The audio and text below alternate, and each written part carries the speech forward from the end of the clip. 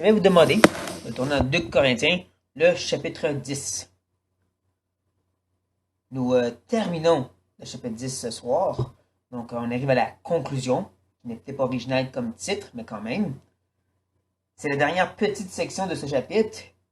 Mais vous comprenez que j'appelle ça une petite section, mais en réalité, c'est moi qui ai inventé ça. C'est un autre de ces petits morceaux de petites bouchées que j'ai créé d'un gros morceau de steak. Le steak étant le chapitre 10 au complet, qui est une grosse argument de l'apôtre Paul. L'argument est introduit dans les versets 1 à 6, et ensuite élaboré dans les versets 7 à 18. Et parce qu'il y avait eu certaines personnes qui étaient absentes, et parce que aussi ça fait quand même 3 semaines qu'on n'a pas été dans l'épître, il serait utile pour nous de faire un résumé de ce que nous avons vu jusqu'à maintenant, pour ensuite rentrer dans la conclusion. Donc, tout cet argument est basé sur une critique. C'est ce qu'il faut se rappeler. Et la critique en soi, on la voit introduite dans le verset 1 de façon sarcastique quand Paul il dit qu'il est humble d'apparence. Ceci ne veut pas dire qu'il est humble en soi, ça veut dire qu'il n'est pas intimidant. Mais quand même, il dit qu'il est plein d'hardiesse ou plein de courage. Ça, c'est bon de se rappeler. Courage. Lorsqu'il est éloigné. Parce que la critique disait que Paul, il est pas tough. Il est tough quand il est loin, quand il écrit. Mais en personne, c'est une poule mouillée. Ça peut sembler un peu trop comme commentaire, je trouve, parce que, oui ou non, une poule, c'est pas épeurant. Mais bon. Ce qu'on comprend, c'est que Paul, il était pas tough en personne, selon eux.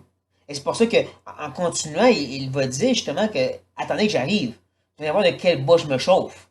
Et on voit que le reste du langage, comme les versets 4, 5 et 6, c'est juste violent. Il parle d'armes, il parle de combat, de renverser et de punir au verset 6. C'est comme s'il dit, quand je vais venir, je viens avec mon 2 par 4 puis je vais soigner.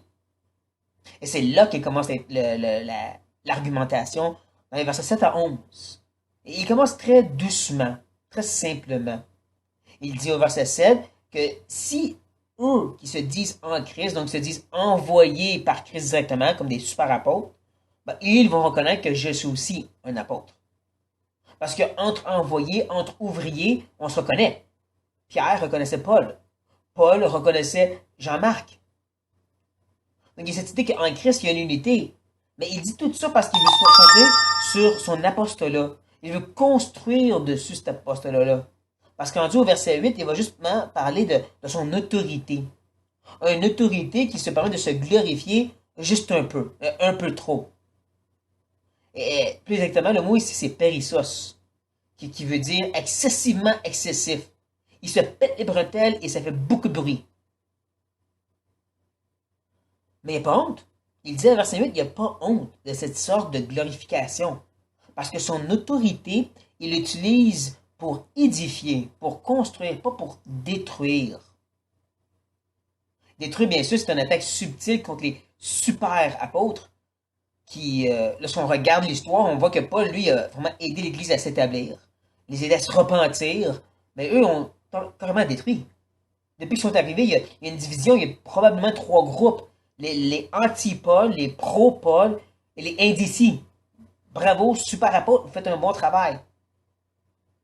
Mais toujours sur ce type d'autorité, Paul continue au verset 9 en disant que cette autorité, c'était pas pour intimider, faire excessivement peur. En anglais, il dirait scared to death. C'est vraiment, vraiment faire peur.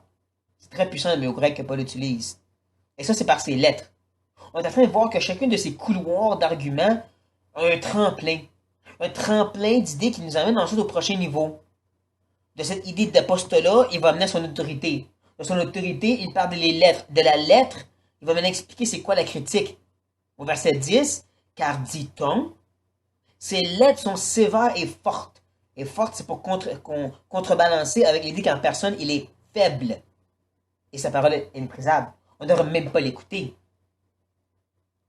Et Paul va répondre à cette critique de façon excessivement simple, et je dirais même enfantin au verset 11, en leur disant que tel qu'il est en personne, il l'est aussi quand il écrit. Je dis que c'est enfantin parce que c'est comme les enfants dans une cour d'école. T'es pas fort, oui je le suis. C'est ça la réponse de Paul, oui je le suis. Mais c'est quand même plus complexe qu'on peut s'imaginer. Parce que c'est ça qui va devenir justement l'effort par lequel il va nous rentrer dans ce nid de fourmis de différents arguments extraordinaires dans les versets 12 à 18. toujours plus compliquées l'une après l'autre. Il leur fait comprendre, je suis aussi tough en personne que par ma plume. Maintenant, regardez ce que je fais avec ma plume. Et imaginez-moi que je vais faire en personne. Donc, il continue au verset 12, puis il utilise ce qui est appelé un polyptoton. Je l'avais mentionné la dernière fois, puis j'aime tellement le mot, je l'utilise encore aujourd'hui. Polyptoton, tout simplement, c'est une surutilisation d'un préfixe ajouté à un mot. Les Grecs aimaient ça, ajouter des préfixes pour mettre une ampleur à un mot. Lui, il va surutiliser le préfixe sung, qui veut dire avec. Nous, ça se voit pas, mais des mots comme égaler, comparer, puis recommander, c'est tous des mots avec ou sung qui est ajouté. Et il me semble que cette surutilisation de avec, c'est pour faire comprendre aux Corinthiens, une fois de plus, il y a un choix à faire. On l'a vu au chapitre 6. Entre, vous choisissez de vous associer aux super apôtres, avec eux, le joug étranger, ou vous ouvrez vos entrailles pour être avec moi, avec un ou avec l'autre. Et pour les aider à faire le choix, il va leur montrer qu'est-ce que les super apôtres ils font. Et qu'est-ce qu'ils font, c'est créer leur propre standard, leur propre mesure. Ils vont même répéter 4 fois l'expression eux-mêmes dans le verset 12. Ça ne se voit pas dans le Louis II, mais c'est là donc c'est important, je trouve. Il va dire qu'ils se mesurent eux-mêmes par eux-mêmes ou en eux-mêmes. Et l'idée, c'est qu'ils ont créé leur propre standard. Hey, c'est ça un super apôtre. Puis devinez quoi? On est tous des super apôtres. Mais il ajoute même qu'ils se comparent eux-mêmes. À la fin, il faut juste accumuler des expressions eux-mêmes pour montrer à quel point c'est tout centré sur eux. Et c'est pour ça qu'au début du verset 12, il dit, nous n'osons pas nous égaler. N'osons, c'est le mot courage audacieux, qui revient tantôt, la critique, quand Paul n'est pas courageux en personne. Paul dit, vous avez raison, je n'ai pas cette sorte de courage audacieux d'inventer mon propre standard. Il va même continuer au verset 13 en disant, pour nous, nous ne glorifions pas hors de toute mesure. Et l'expression hors de toute mesure, c'est le mot ametron. A, c'est une négation. Metron, c'est mesure, de là qu'on a le mot mètre. Et donc, ça veut dire que c'est immesuré, démesuré, sans mesure, illimité. Donc, leur standard est juste, ils passent par-dessus Dieu. Comme les pharisiens d'autrefois qui avaient juste ajouté des lois par-dessus la loi de Dieu. Non, c'est mieux que Dieu. Qu'est-ce qu'il faut faire? Encore une fois, Paul dit, je ne me glorifie pas de cette façon, moi. Je n'ai pas cette sorte de courage-là. Il va leur expliquer comment lui, il se glorifie dans le reste du verset 13 et verset 14. Il va leur répéter 3 synonymes de mesure. On a déjà le mot mesure, metron, le mot canon, limite, on connaît ce mot-là un peu, et partage. Partage, lui, un peu comme dans l'Ancien Testament, c'est de démesurer un territoire, de délimiter un territoire. Mais dans le contexte, c'est le mot grec ici que Paul utilise, c'est l'idée d'un corridor de course pour un coureur. Faut que tu restes dedans. Selon leur règle d'autrefois, si tu dépassais, tu étais disqualifié. Même si tu arrivais le premier, si tu avais sorti de ton corridor pendant que tu courais même un petit peu, tu étais disqualifié. Paul dit, moi j'ai resté dans le corridor. Et il sait qu'il est resté parce qu'il s'est rendu jusqu'à eux. Il ajoute au verset 15, répétant jusqu'à eux, que c'est avec l'Évangile. Ça ne veut pas juste dire que Paul est arrivé l'Évangile d'un poche. Ça veut dire que l'Évangile a un impact puissant dans la ville de Corinthe. On sait, l'Église de Corinthe, avec tous leurs problèmes, était quand même bénie par l'Esprit. Ils étaient une vraie Église charismatique dans le bon sens du terme. Tous les dons extraordinaires et plus encore. Ça, c'était une preuve, parce que c'était par l'entremise de Paul que Paul avait resté dans ses limites. Et c'est cette note que nous arrivons finalement maintenant à la conclusion. Je sais que c'est beaucoup d'informations, donc je vais vous aider. Il y a 2 mots à retenir. Premièrement, mesure. Parce qu'encore une fois, Paul parle de cette idée d'avoir la bonne mesure, le bon standard. Puis ensuite, glorification. Oui, un mot qui veut dire justement fierté. Pas juste les super apôtres, en Paul aussi, au verset 8, osait se glorifier. C'est juste qu'il faut avoir la bonne mesure. Ce que Paul fait comprendre aux Corinthiens, c'est qu'il faut utiliser la bonne mesure pour pouvoir glorifier la bonne personne, selon le Seigneur. Pour qu'ils fassent leur choix, bien sûr. Donc là, nous commençons en lisant les versets 15 à 18.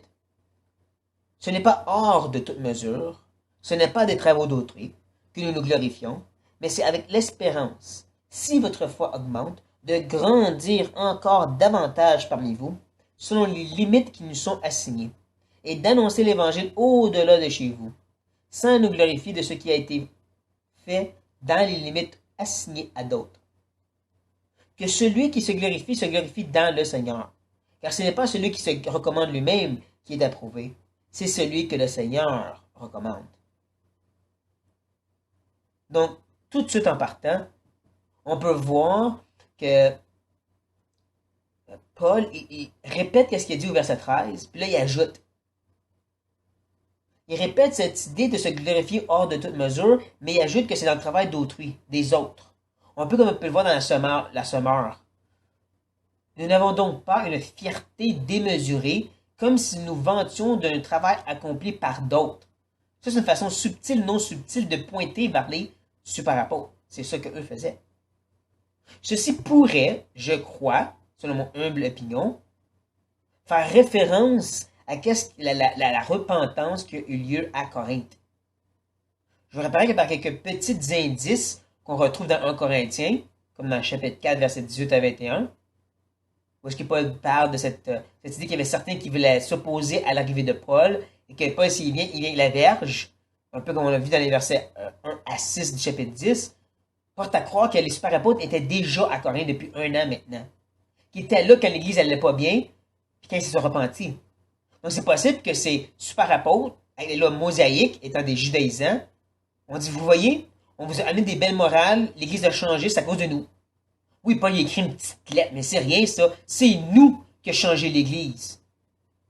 Paul dit, moi je fais pas ça. Moi je me glorifie pas de cette façon. Ça c'est eux. Paul va ensuite leur dire qu'est-ce que lui veut faire. Puis on sait qu'il veut faire un contraste, justement, parce qu'il va dire ensuite mais. Conjonction de contraste. Ça, c'est eux. Moi, ce que je veux faire, c'est avec l'espérance si. Et là, je dirais que le si n'est pas dans le texte. Et ça, c'est important. Le mot si n'est pas dans le passage ici. Ce n'est pas si leur foi augmente, mais que leur foi est en train d'augmenter. C'est au présent ce que Paul dit. Je vous rappelle aussi que le mot foi, le mot grec pisti, veut aussi dire fidélité. Et comme on l'a vu dans le chapitre 7 de 2 Corinthiens, il y a une repentance extraordinaire qui s'est passée à Corinthe. Il y a eu une fidélité à obéir. Paul dit qu'il veut que ça augmente. Un peu comme on peut le voir dans la sommeur. Au contraire, contraste, nous gardons l'espoir qu'avec les progrès de votre foi, notre œuvre grandira de plus en plus parmi vous. Et là, j'ai arrêté ici pour un instant. Parce que je dirais que cette fois-ci, le mot œuvre, qu'on voit dans la sommeur, n'est pas dans le texte. C'est la Louis II qui a raison ici quand elle dit de grandir encore davantage parmi vous. C'est neutre, c'est ambigu, c'est général, qu'est-ce que Paul dit. On ne sait pas s'il parle d'une œuvre, de sa réputation qui devrait grandir ou quoi que ce soit. Ce qu'on peut voir, c'est que Paul répète 3 synonymes de croissance. Le mot augmente, grandir et davantage, ou de plus en plus dans la sommeur. Le mot péricia, qui est dans la même famille de mots que périssos, excessivement excessif, surdébordant. On peut même voir que c'est en train de grandir. Ça l'augmente. Et là, il faut acheter un nouveau pot plus grand, grandir. Mais là, encore, ça déborde quand même. Il continue au verset 16 en disant qu'il veut annoncer l'Évangile au-delà de chez vous. Pas juste dans la ville de Corinthe, dans la province de l'Achaïe, mais même plus loin. Certains commentateurs pensent que ça a le rapport avec l'Espagne et Rome. Parce qu'après avoir écrit 2 Corinthiens, quelques temps plus tard, Paul y écrit Romains, dans lequel il dit qu'il veut aller en Espagne et à Rome. Et ça, c'est justement dans pas loin de l'Achaïe. Mais ce qui est clair, c'est que Paul, une fois encore, il est neutre, il est général, il est ambigu. Donc, il me semble que ce que Paul est en train de faire, c'est dire, faites votre choix. Vous vous associez à leur groupe qui se glorifie dans les autres, ou vous venez vous associer à moi qui veut avoir une œuvre très grande. Et je pense que Paul fait cette sorte de répétition, de synonymes de croissance pour leur montrer, regarde, eux autres, ils n'ont pas de limite. Les autres, c'est comme illimité. Mais moi aussi, c'est grand, puis grand, puis grand, là. Ça grandit, ça déborde.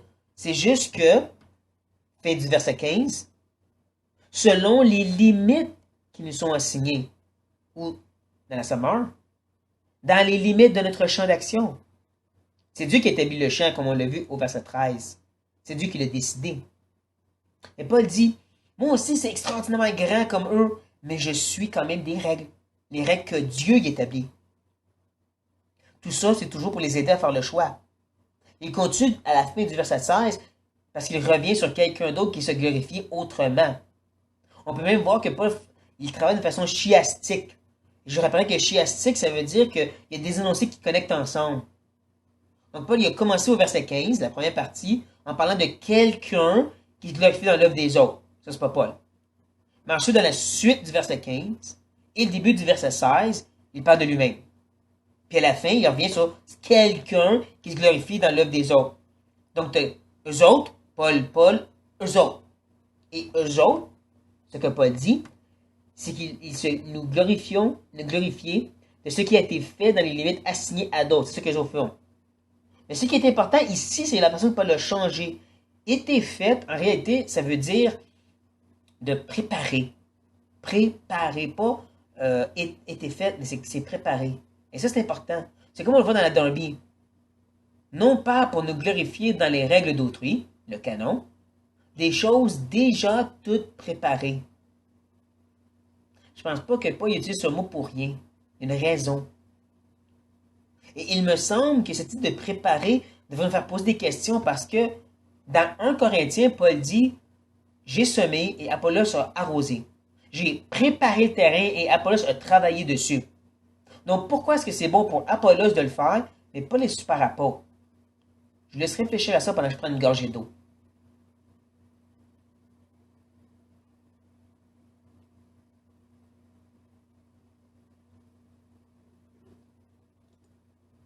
J'ai fait exprès pour vous faire languir, dans le bon sens du terme, parce que vous devez réfléchir. Comme les Corinthiens devaient écouter ça puis poser des questions. Pourquoi Apollos était correct, mais pas eux autres? C'est parce que Apollos est venu ajouter à l'œuvre que Paul faisait. Il est venu compléter la construction à la gloire de Dieu. Les super apôtres, eux autres, ce qu'ils veulent faire, c'est retourner au fondement, briser tout le béton, puis dire cet ingrédient-là, celle-là que Paul étudie, le sang de Christ, c'est pas assez. Il faut ajouter la loi mosaïque, puis là, on peut construire quelque chose. Donc, construire un temple à notre gloire. C'est ça la différence. Eux veulent construire, selon leurs idées, un temple à leur gloire, mais Apollos est ajouté à l'œuvre de Dieu. C'est subtil, mais c'est important d'y réfléchir comme les Corinthiens devaient faire. Et oui, c'est quand même concentré sur l'idée de se glorifier dans l'œuvre, parce qu'on voit au verset 17 et 18, ça parle de ça. Que celui qui se glorifie dans le Seigneur. Là, si vous avez une Bible de Louis II, quelque chose comme ça, vous voyez des petites références en côté du verset. Ben, ce qu'il faut se rappeler, c'est Jérémie chapitre 9 et le verset 23. Si vous voulez tourner, s'il vous plaît. Jérémie le chapitre 9 et le verset 23.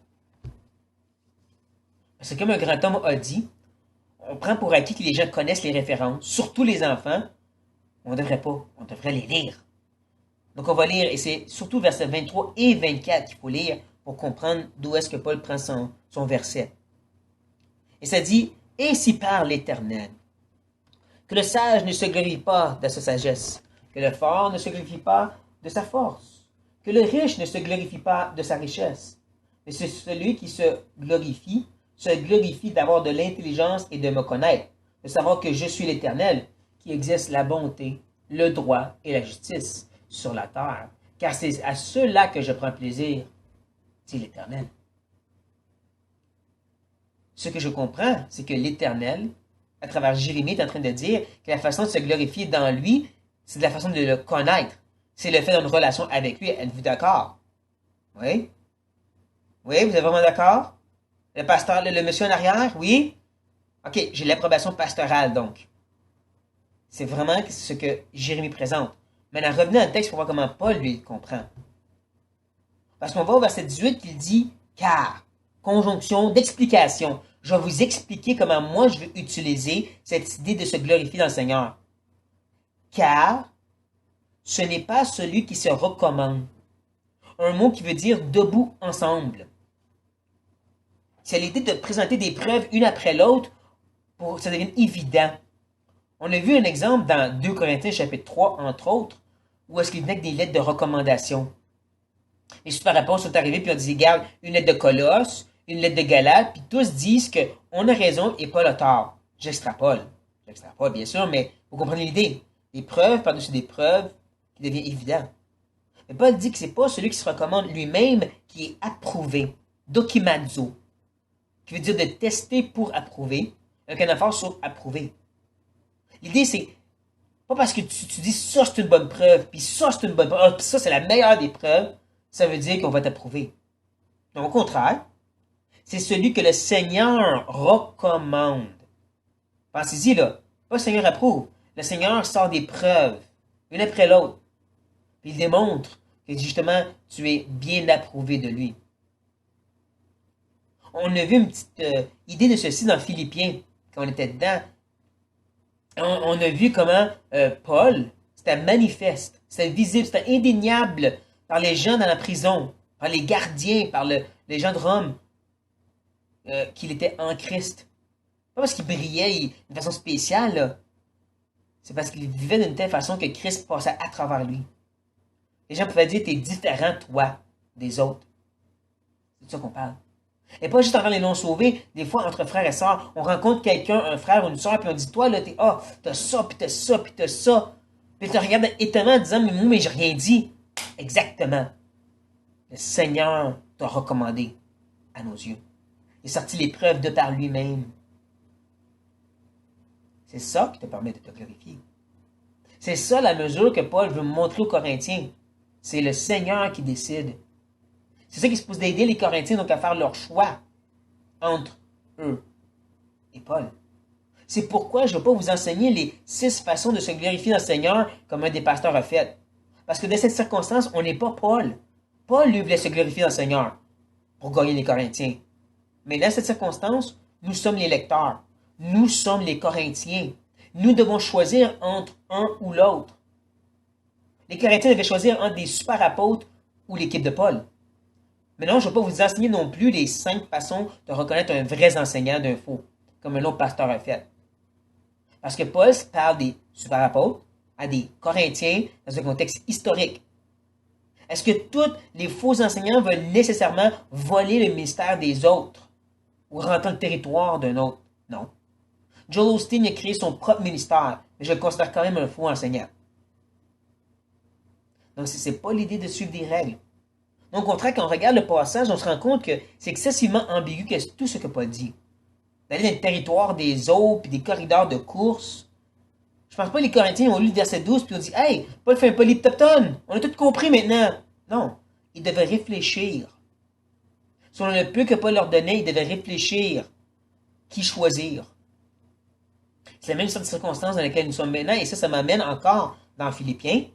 Cette fois, on va y tourner le chapitre 1 de Philippiens, si vous pouvez y tourner. Et on va regarder une partie de la prière que Paul faisait pour les Philippiens. Une prière, je dirais, qui serait bon pour nous à faire. Au verset 9, il dit « Et ce que je demande à mes prières, c'est que votre amour augmente de plus en plus, donc il y a de plus en plus d'amour, mais là, il faut des paramètres à cet amour. Des murs. D'un côté, tu as la connaissance épignosis. Une connaissance non pas d'information seulement, mais d'expérimentation. C'est pas juste de connaître 1 Corinthiens 13, c'est de le vivre. Mais c'est pas tout. T'as ensuite de l'autre côté la pleine intelligence qui parle ici de discernement moral, l'éthique. Pas juste de savoir et d'essayer de vivre 1 Corinthiens 13, mais c'est dans chaque circonstance et envers chaque personne. Comme par exemple, ça nous dit dans 1 Corinthiens 13 que l'amour ne soupçonne pas le mal. Disons, circonstance A, un frère dans l'église, tu connais comment assez bien, vient te voir, te partage une histoire assez triste, et te dit, c'est pour ça que j'aurais besoin de t'emprunter 1000 $. Je vais essayer de te repayer avant la fin de l'année. Mais tu ne soupçonnes pas le mal, qu'il t'invente quelque chose, puis tu l'aides si tu peux. Là, disons quelqu'un à ton travail, que tu connais pas vraiment, mais tu as entendu parler des rumeurs de lui, tu racontes une grosse histoire d'horreur, pire que ton frère, puis il dit, c'est pour ça qu'il faut que je t'emprunte 1000 $, puis je vais essayer de te payer avant la fin de l'année. Ici, il me semble que tu dois te soupçonner un peu, sans appeler ça un manque d'amour. Là, peut-être que vous n'êtes pas d'accord avec moi, mais c'est ça que j'appellerais de la jugeote. De réfléchir. de prier, bien sûr, demander que Dieu nous guide, mais de réfléchir. Ça revient à ce que j'aime appeler rentrer dans la tête de Dieu. Réfléchir et penser comme l'Éternel. Et c'est possible. Parce que selon 2 Corinthiens, 1 Corinthiens chapitre 2, 1 Corinthiens chapitre 2, l'Esprit de Dieu sont les pensées de Dieu, et cet Esprit est en nous. Donc nous pouvons réfléchir comme Dieu. Ça, c'est pas juste avoir des bons standards puis des principes. Ça, c'est en prière, en cherchant la face de Dieu. Et ça, c'est applicable pour nous parce que on est entouré d'une panoplie de messages, de sites chrétiens, de livres chrétiens, et nous devons faire des choix.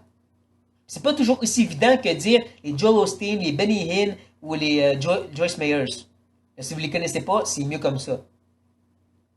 Des fois, il y a des choix qui sont un peu plus difficiles. Il y en a ici qui connaissent Charles Stanley. C'est un bon monsieur, mais il y a déjà enseigné qu'un homme peut faire profession de foi, ensuite devenir un athée, rejeter la foi toute sa vie, puis quand même aller au ciel. Ça, c'est pas l'évangile de la Bible. Je pense pas qu'il est un hérétique en soi. C'est juste qu'il veut mettre un enfant spéculante sur la grâce, et je comprends. Mais donc, on prend ses critiques des pincettes, on réfléchit. Mais c'est pas toujours aussi clair que ça non plus. Il y a d'autres bons auteurs qu'on aime beaucoup, comme les Kevin DeYoung, John MacArthur, John Piper. On prend pas tout comme du cash. Et je vois, vous dites non, non, non, non, mais en quelque part, faut comprendre que c'est pas juste l'aspect doctrinal, là. John Piper, il est en mille. Mais dans tous les livres que j'ai lus jusqu'à date, il essaie pas de nous convaincre d'être en mille comme lui. Au contraire, il nous enseigne comment vivre la vie chrétienne. Mais ceci ne veut pas dire que tout ce qu'il enseigne sur la vie chrétienne est absolument vrai. On devrait y réfléchir, méditer et prier dessus. On a besoin que Dieu nous guide. Et c'est pour ça, en terminant, nous allons prier.